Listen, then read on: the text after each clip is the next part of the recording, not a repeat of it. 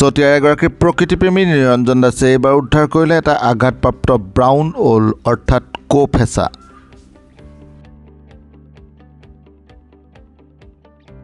Biswanath Chariali rail ষ্টেচনত নিৰঞ্জনে কৰ্তব্যৰ সময়ছোৱাত দেউকাত আঘাতপ্ৰাপ্ত ফেঁচা উদ্ধাৰ কৰি বিশ্বনাথ বন্যপ্ৰাণী সংমণ্ডলৰ বিষয়াক যোগাযোগ কৰে। ঘটনাস্থলীত বিশ্বনাথ বন্যপ্ৰাণী সংমণ্ডলৰ কৰ্মী অজয় দাস উপস্থিত হৈ ফেঁচাটো উদ্ধাৰ কৰি কাৰ্যালয়ত চিকিৎসকৰ দ্বাৰা চিকিৎসা প্ৰদান কৰে।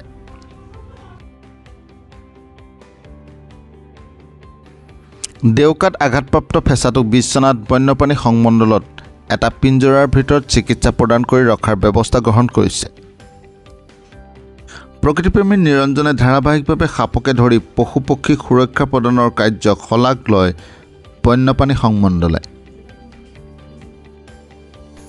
আজি উদ্ধাৰ কৰা আপোনাৰ যিটো অসমীয়াত আমি কোফেচা বুলি কওঁ, বিশ্বনাথ ৰেল গেটৰ ওচৰৰ পৰা নিৰঞ্জন দাসে আমাক ফোন কৰিছিলে। আমাৰ ৰেঞ্জ অফিচাৰ ভাগক তেখেতৰ নেতৃত্বত আমি গৈ পেলাই তাক উদ্ধাৰ কৰোঁ কোফেচাটো।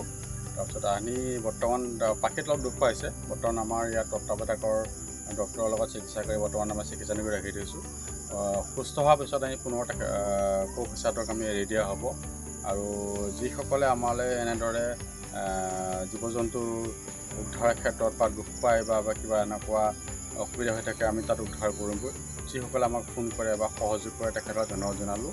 বৰ্তমান নিৰঞ্জন দাসলৈ আমাৰ ধন্যবাদ থাকিল।